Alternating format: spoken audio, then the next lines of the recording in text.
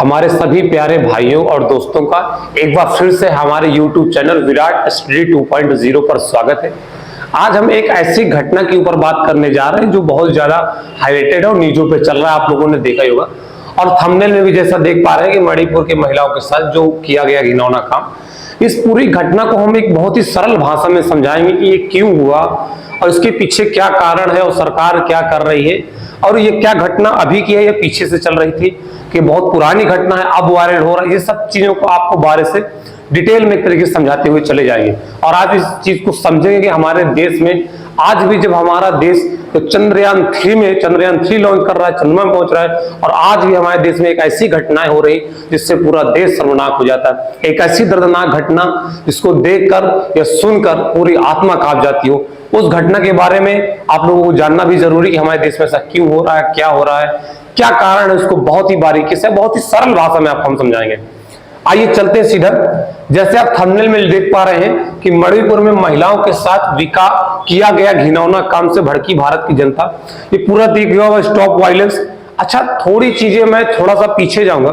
जैसे आप ये जो वायरल देख रहे हैं ना, जो एक स्त्री को नग्न अवस्था में घुमाया जा रहा है रोड पे, जो वीडियो वायरल हो रहा है, ये वीडियो अभी का नहीं है। ये वीडियो 3 महीने पुराना वीडियो, ये अब सर्कुलेट हो रहा है, तेजी से वायरल हो रहा है वीडियो। अब ये आया है और इसको बहुत तेजी से सर्कुलेट कर रहा है। इसके बारे में अब चर्चा उठी। मैं इसको पीछे पुरानी घटनाओं पे तो आपको थोड़ा समझाने की कोशिश करूंगा। आइए पहले मैं मणिपुर के बारे में समझा दूं थोड़ा, कि जहां पर ये घटना हो रही, जो राज्य है मणिपुर जो कि हमारे नॉर्थ ईस्ट जो पूर्वी राज्य होते हैं, उत्तर पूर्वी राज्यों में 7 सिस्टर्स में एक आता है। जो 7 सिस्टर्स बोला जाता है पूर्वोत्तरी राज्यों को, उनमें से एक मणिपुर आता है। और एक देख पा रहे हो कि मणिपुर का जो दक्षिण भाग है वो मिजोरम से लगता है, उत्तर का भाग देखिए आप नागालैंड से लगता है, और इसकी जो कैपिटल है इम्फाल। कैपिटल क्या है मणिपुर की? इम्फाल। अच्छा, इम्फाल जो मणिपुर का बॉर्डर है, ये पूर्वी बॉर्डर है, ये म्यांमार से भी लगता है। कहां से लगता है? म्यांमार से भी लगता है। अभी इन सब चीजों का काम पड़ेगा, अभी ये समझते जाइए, मैं सब समझाऊंगा आपको पूरी घटना। चीजों को समझते जाइए, जो मैं बताता जा रहा हूं, फिर आप कनेक्ट कर पाएंगे चीजों को कि ये कैसे हुआ। मैंने बताया कि मणिपुर के दक्षिण में मिजोरम है, ऊपर नागालैंड है, और पूर्वी राज्य जो होता है, पूर्वी जो उसका बॉर्डर है वो म्यांमार को टच करता है, म्यांमार से लगता है वो बॉर्डर है। अच्छा, आइए और समझते। ये पूरा अगर मैं म्यांमार के पूरे बॉर्डर मणिपुर का अलग से कर दूं, ये पूरा मणिपुर का अलग से मैंने बना लिया है, इसको पूरा जूम करके इधर देखिए। ये इम्फाल, इसका ये क्या है? कैपिटल। उसके बाद देखिए यहां से जो लगते हैं गमजम, जिसके जिले हैं, कुल मिला के इसके लगभग 16 जिले हैं। कि आसपास कितने जिले हैं आपके पास? 16 जिले। इसमें कितने जिले हैं? 16 जिले हैं मणिपुर में। अच्छा, अब ये देखिए, मैं आप पहले वायलेंस की घटना दिखा दे रहा हूँ। ये सब वायलेंस जो चल रहा है, स्टॉप वायलेंस वगैरह, ये सब आप देख ही रहे हैं क्या हो रहा है। यहाँ पर देखिए लोगों के घर जलाए जा रहे हैं, दुकानें जलाई जा रही हैं, फर्नीचर जलाए जा रहे हैं, लोगों पे आग लगा दी, गाड़ियां जलाई दी, बहुत सारे लोग बेघर भी हो गए हैं।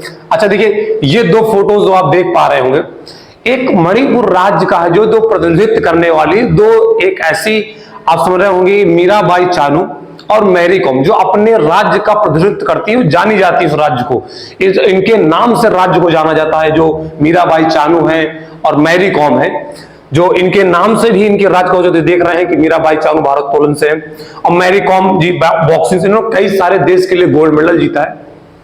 अब मैं आता हूं थोड़ा घटना पर। यह घटना करीब 3-4 महीने पहले की है।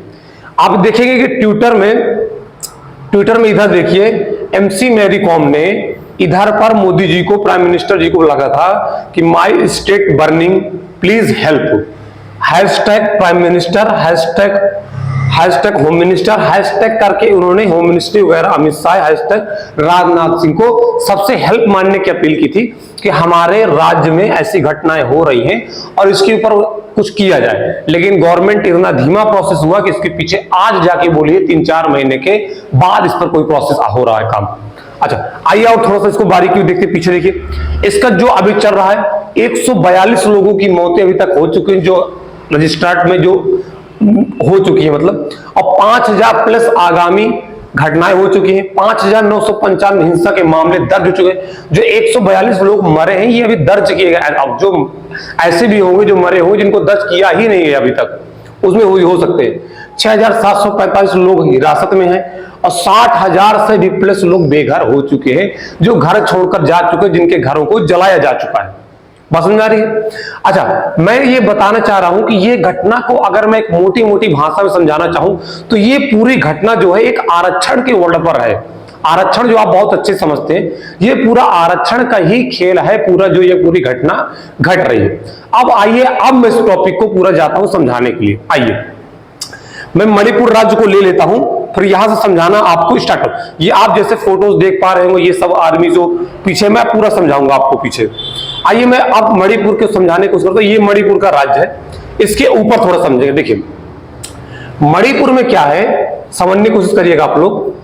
मणिपुर में 3 जनजातियां हैं। वैसे जनजातियां तो बहुत सारी हैं, और जो कुछ मेन जनजातियां मैं बता देता हूं। एक मैतेई जनजाति है। कौन सी जनजाति है? मैतेई जनजाति है। उसके बाद 2 जनजाति हैं जो एक उत्तर के पहाड़ी इलाकों में रहती हैं। नागा जनजाति है जो नीचे रहती है, वही पहाड़ी जाति में रहती है, नागा जनजाति। और एक है कुकी जनजाति। कौन सी जनजाति है? कुकी जनजाति। यही पूरा काम हो रहा है कुकी वर्स मैतेई जनजाति पर ही ये पूरी घटना घट रही है। आइए समझ सकते हैं। ये कुकी जनजाति है, ये मणिपुर के उत्तर पहाड़ी इलाकों पर रहती है। और जो मैतेई जनजाति है, ये मणिपुर के समतली जगह पर रहती है, जहां पर खेती आप आसानी से कर सकते हैं। ये वाला जो इम्फाल वाला एरिया, यहां पर मैतेई जनजाति रहती है, और यहां पर कुकी और नीचे नागा जनजाति रहती है, पहाड़ी इलाके। अच्छा, इसका एक ये भी मेजर कारण है इनके बीच के कि पूरा अगर ओवरऑल और आप मणिपुर में देखेंगे तो कम से कम 57%, 57% मैतेई जनजाति के लोग हैं, जो मैतेई जनजाति है। और उसके अलावा जो 43% के आसपास बचते हैं, वो उसमें नागा जनजाति भी है और कुकी जनजाति, पर मेजोरिटी 2 ही जनजाति की है, जिसमें मैतेई और कुकी जनजाति है। अच्छा, अब इनमें क्या है कि जो मैतेई जनजाति, एक फैक्ट और समझिए कि मैतेई जनजाति है जो हिंदू धर्म को मानने वाली, हिंदुइज्म को मानती है। मैतेई जनजाति हिंदुइज्म को मानती है, और कुकी और नागा जनजाति क्रिश्चियनिटी को मानते हैं, क्रिश्चियन को मानती है। और उसके अलावा मुस्लिम भी 8% और बाकी बहुत सारी जनजातियां रहती।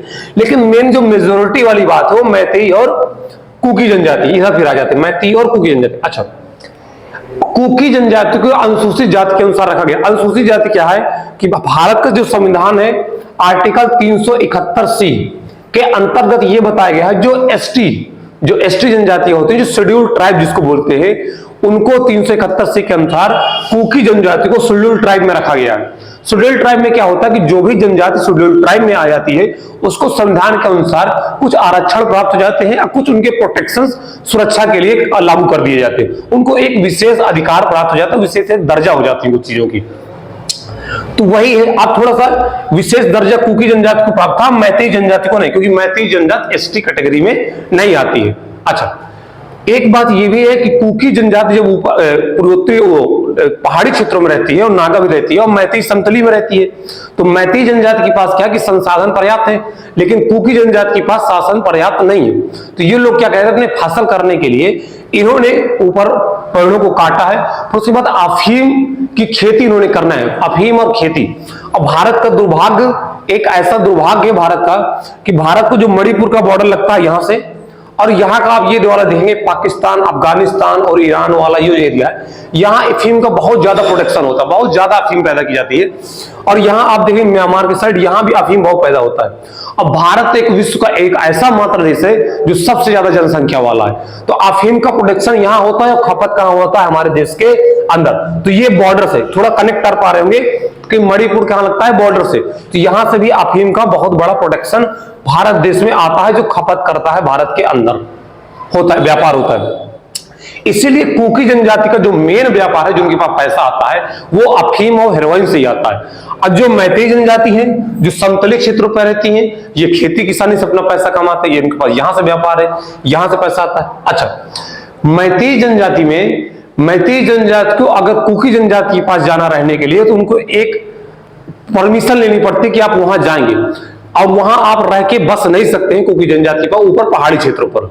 लेकिन कुकी जनजाति जो है वो समतली क्षेत्र पर आके रह सकती है, ना उन्हें कोई अधिकार, ना उन्हें कोई विशेष दर्जा लेने की जरूरत है, ना कोई पूछताछ की उनको जरूरत है, वो सीधा आके अपना व्यापार और यहाँ बस सकते हैं। लेकिन मैतेई जनजाति कुकी जनजाति के पास जाके बस नहीं। ये भी एक लंबे समय से विवाद बना चला आ रहा है, ये भी मणिपुर में एक लंबे समय से विवाद चला आ रहा है मैतेई और कुकी के बीच में, दोनों जनजातियों के बीच में एक लंबा विवाद है ये बात। अच्छा, दूसरी बात, मैती जनजाति को शेड्यूल ट्राइब में नहीं रखा गया तो उनको आरक्षण नहीं प्राप्त है। मेन कारण यहीं से आता है कि मैती जनजाति आज से मैं अगर बात करूं तो 2020 में से बात चल रही है, 2020 से, आज से 3 साल पहले की बात है, ये शेड्यूल ट्राइब पर जाने के लिए मांग किए थे। अच्छा, अब आप ये भी समझिए कि जब मैतेई जनजाति है, जो मैतेई जनजाति आपको दिख रहा है, इसकी मेजोरिटी ज्यादा है, 57% की मेजोरिटी है, उसकी 43% की मेजोरिटी है। तो ये भी जानिए कि विधानसभा में, जो विधानसभा में है उसमें 60 विधायक हैं, जिसमें से 40 तो मैतेई जनजाति के हैं। तो सिंपल सी बात है कि मैतेई जनजाति अपनी मेजोरिटी तो पास कर लेगी। उसी तरह क्या हुआ कि जैसे ही मणिपुर के मैतेई जनजाति के ऊपर ये लागू हो, ये मतलब बिल पास होता है और हाईकोर्ट का आदेश जैसे ही आता है, हाईकोर्ट ने एक आदेश जारी किया कि मैतेई जनजाति को भी शेड्यूल ट्राइब में जल्द से जल्द लागू उनको दिया जाए, शेड्यूल ट्राइब में लाया जाए। जैसे ही ये हाईकोर्ट का बयान आता है, जैसे एक आग में घी डालने वाला काम हो जाता है। उससे कुकी जनजाति के अपने आरक्षण को लेकर बहुत बड़ा खतरा पैदा हो जाता है। उनको लगता है कि हमारे आरक्षण पे खतरा। और एक बात और समझिए कि 43% तो एसटी थी ही, शेड्यूल ट्राइब तो थी, अगर ये 57% और भी चली जाएगी तो पूरा राज्य तो एक ही कैटेगरी पर आ गया ना। ये भी संभव नहीं था, बाकी 1-2% बचेंगे जो मुस्लिम होंगे, तो पूरे को तो हम डाल नहीं सकते। अब उनके आरक्षण को, अपने आरक्षण को खतरा समझते हुए कुकी जनजाति ने इनके ऊपर विद्रोह होना स्टार्ट हो गया। अब ये घटना जो अभी घटी है, ये 2-3 महीने पहले की घटना है, जो वीडियो वायरल हो रहा है नग्न अवस्था वाला, और एक शर्मनाक घटना है जो हुई है। अच्छा, कुकी जनजाति है जो, इनके पास बड़े बड़े हथियार, 8047 जो आधुनिक हथियार भी इनके पास है। अच्छा, ये आते कहां से सप्लाई, आप देख पा रहे होंगे कि ये जो मणिपुर का बॉर्डर है, यहां म्यांमार से लगता है ना, देख पा रहे हैं कि म्यांमार से, चीन से, तो यहां से ये बड़े मात्रा में इनके पास अफीम पैदा करते हैं, अफीम, हेरोइन, इससे इनके पास पैसा आता है। इसी पैसे से ये लोग यहां पर व्यापार करके आधुनिक हथियार मंगा लेते हैं, इनके पास आधुनिक हथियार उपलब्ध हो जाते हैं। अच्छा, कुकी जनजात अभी से नहीं, कुकी जनजात भारत सरकार के, केंद्र सरकार के खिलाफ भी कई बार विद्रोह कर चुकी है इससे पहले। अगर हम 2020 की बात करेंगे, 2018 की बात करें, इससे पहले भी कुकी जनजाति बहुत सारे विद्रोहों पर भारत सरकार का साथ दिया, उनके खिलाफ विद्रोह किया हुआ है कुकी जनजाति ने, क्योंकि कुकी जनजाति अपने आप को एक अलग मानती है। अच्छा, मैतेई जनजाति कुकी जनजाति से क्यों इतनी नफरत करते हैं? मैतेई जनजाति ये मानते हैं कि कुकी जनजाति भारत में थी ही नहीं। इनका मानना है कि कुकी जनजाति को मणिपुर के राजाओं ने म्यांमार से लड़ने के लिए, युद्ध लड़ने के लिए बुलाया था, और जैसे युद्ध समाप्त हुए तो ये लोग यहीं बसना स्टार्ट कर दिए। इसलिए ये सोचते हैं कि कुकी जनजाति के जो आरक्षण प्राप्त है वो हमको भी प्राप्त हो। कुकी जनजाति यहाँ की है ही नहीं। मेन एक कारण ये भी हो गया इनके ऊपर लड़ाई का। अच्छा, अब इस घटना पे अब आते हैं, पूरी घटना पे। अब आप समझ पा रहे हो कि ये घटना कैसे। अब कुकी जनजाति की जो आपने दिखा होगा कि चांदपुर जो जिला है, चंदी चांदपुर जो जिला पे जो घटना घटी हुई है, वहां पर अचानक से 600-700 लोग पहुंच जाते, हथियार, गन्स लेके, 8047 वेपन्स, कई सारे हथियार लेकर पहुंच जाते हैं, और घटना में जाके उनके घर में आग, तो मैतेई जनजाति के पास, वहां पर आग लगाना, घर को तोड़ना, लोगों को मारना, कई सारे लोगों को मारा, जान से मार दिया। और जो महिला के साथ घटना हुई है, यहां पर जब मैं नीचे आऊंगा आपको थोड़ा समझाता हूं कोशिश। अभी तक जो मैंने आपको समझाया है आरक्षण को लेकर जो मुद्दे चल रहे थे, वो आरक्षण की पूरी घटना ये जो मैंने ये बताया, आप कनेक्ट कर पा रहे हो चीजों को थोड़ा थोड़ा। आइए यहां से थोड़ा मैं और आगे आपको समझाऊंगा, यहां से आपको फोटो से और समझ में आएगा। ये हाईकोर्ट वाला था कि आप देखो, सुप्रीम कोर्ट ने भी इसके ऊपर एक बयान दिया है कि जल्द से जल्द केंद्र सरकार को, जल्द से जल्द आप इस हिंसा पर कोई विचार विमर्श करिए, या इसके ऊपर कोई फैसला लाइए, या फिर हम इसके ऊपर सख्त कार्रवाई करेंगे। तो केंद्र सरकार के बाद भी एक पैसा है कि मणिपुर का जो भी चल रहा है इसको जल्द से जल्द खत्म किया जाए। अच्छा देखिए, विपक्ष पार्टियों का सवाल मोदी सरकार से तो जानते हैं कि विपक्ष पार्टियां करेंगी। मेन कारण ये भी है कि मणिपुर में बीजेपी की सरकार है, मेजोरिटी बीजेपी की मुख्यमंत्री है, तो सवाल तो उठेंगे बीजेपी के ऊपर। सभी सवाल उठाएंगे, मणिपुर की हिंसा पर कांग्रेस के तीखे सवाल, ये सब चल ही रहे। आइए देखिए, ये सीधा दिख रहा है, महिला ने अपने कपड़े क्यों उतारे। महिला को देखिए, जब एक रिपोर्ट में FIR में दर्ज किया गया, आप ये फोटो देख रहे हैं, हमने ब्लर कर दिया है फोटोज को, ये लोग घुमाया जा रहा है रोड पर, ये बहुत ही शर्मनाक घटना है। और जब इसका भाई, जब महिला का भाई इसको बचाने आता है तो उसकी हत्या कर दी जाती है। इस महिला ने अपनी जान बचाने के लिए अपने कपड़े उतार देती है। कपड़े उतार के ये रोडों पर इसको घुमाना स्टार्ट कर देते हैं। और इसने रिपोर्ट में ये बताया है, महिला ने एफआईआर में, 0 एफआईआर में बताया भी है, लिखा भी है उसने बयान पे कि मेरे भाई को जब बचाए और जब मेरा भाई इसको बचाने आया अपना भाई इसको, तो उस पर भी उसकी हत्या कर दी गई है। और उसने ये भी बताया है इस रिपोर्ट पर कि बलात्कार का भी आरोप इस पे लगा हुआ है और उस पे लगा है कि उसके साथ बलात्कार भी किया गया। और ये बहुत ही शर्मनाक घटना। देखिए आगे भी देखिए कि मणिपुर में क्यों भड़की हिंसा। ये हिंसा को मैंने आपको समझाने का काम किया, यही मेन कारण आरक्षण से ही है कि कुकी जनजाति नहीं चाहती थी कि मैतेई जनजाति हमारा आरक्षण ले ले, और मैतेई जनजाति चाहती है जो कुकी जनजाति को आरक्षण शेड्यूल ट्राइब की तरह प्राप्त है वो हमको भी प्राप्त हो जाए, क्योंकि मैतेई जनजाति कुकी जनजाति पर जाके बस नहीं सकती है और कुकी जनजाति मैतेई जनजाति पर आके बस सकती है, अपना व्यापार शुरू कर सकती है। अब दोनों के पास पैसा आने की चीजें, वो वो हेरोइन, मणिपुर वाला जो उत्तर वाला बॉर्डर है, जो पूर्वी जो पहाड़ों पे रहते हैं कुकी जनजाति, उनका पूरा बॉर्डर म्यांमार से लगता है, पूर्वी बॉर्डर, तो वो सप्लाई करते हैं अफीम और हेरोइन का। हेरोइन हो गया, अफीम हो गया, इन सब चीजों की खेती होती है। तो यहां से इनके पास प्रोटेक्शन से पैसा पहुंचता है, प्रोटेक्शन से, तो ये लोग हथियार वगैरह खरीद लेते हैं। अच्छा और आगे समझिए, ये मेन कारण मैंने बताया था। देखिए लिखा भी है कि मैतेई और कुकी की दुश्मनी जानिए क्यों खूनी है जंग, मैंने समझाया क्यों हो रहा है। ये आज से नहीं, 4 साल 5 पुरानी घटना चल रही है, ये अब आई है। अब इस घटना ने आग पकड़ी हुई है, तेजी से आग पकड़ी हुई है। ये देखिए सीधा सीधा लिखा, कुकी वेस मैतेई जनजाति है, जो इन्हीं के बीच में एक मेन घटना, मेजर घटना यही है। लेकिन सबसे ज्यादा बात ये उठती है कि ये घटना जो हुई है, तो क्या ये घटना, अच्छा ये घटना अब जो सर्कुलेशन से ये फोटो देश से बाहर भी जाएंगी, देश के बाहर जो हमारे भारतीय नागरिक रह रहे हैं उनके मन में भी एक ठेस पहुंचेगी कि हमारे देश में आज भी ये घटनाएं घट रही हैं कि आरक्षण को लेकर लोग इस तरह के कर रहे हैं।